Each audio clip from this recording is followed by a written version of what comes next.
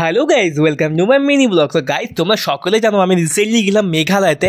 তো মেঘালয় গিয়ে কী করলাম আর কোথায় গেলাম, কোথায় থাকলাম, তোমাদের সবটাই ব্লগে দেখাবো। আর পার্ট অনেকগুলো সিরিজে ব্লগ আসবে। তো আমরা আজকে যাচ্ছি প্রথম দিন শিলিগুড়ি টু গুয়াহাটি। আর গুয়াহাটি যাবো, কামাখ্যা মায়ের দর্শন হবে, সেটা কি হয়। তো আমরা সকাল সকাল পৌঁছে গেছিলাম একটা ধাবাতে, সেখানে গিয়ে আমরা ফ্রেশ হয়ে গেলাম এবং সকালে পৌঁছে গেলাম আমরা একদম গুয়াহাটি টাউনে। সেখান থেকে উদ্দেশ্যে রওনা দিলাম কামাখ্যা মায়ের দর্শনে। আর যেহেতু তোমরা সবাই জানো যে কামাখ্যা মায়ের মন্দিরটি রয়েছে নীলাচল পর্বতের একদমই ওপরে, তাই সব থেকে টপে আমাদের যেতে হয় মায়ের দর্শন করার জন্য। এইটা পার্ক করে আমরা যাচ্ছিলাম মন্দিরের দিকে। প্রথমে একটু হেঁটেই যেতে হয় যেহেতু মন্দিরটা একটু উপর দিকে রয়েছে।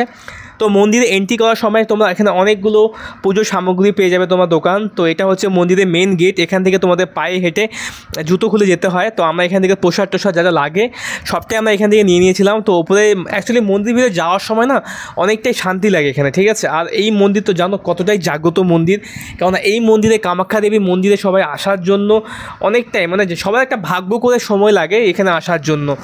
তারা এখানে আসতে পারে যারা ভাগ্যবান মনে করো নিজেকে। তো আমরা এখানে পুজো করলাম, তো মায়ের মন্দিরে অনেকটা ঘুরলাম, তো অনেক কিছু দর্শন করলাম। আর এই মন্দিরে তোমার জানো যত রকম এখানে তন্ত্রবিদ বা যারা সাধক রয়েছে সবাই এখানে আসে টোটকা জাদু শিখতে, কারণ এখানে এই মন্দিরে এত কিছু রয়েছে, ভগবানের একটা মাহাত্ম্য রয়েছে যেখানে এলে মানুষ এই মা কাউকে ফিরিয়ে দেয় না, সবার মনোবাসনা এখানে পূর্ণ হয়।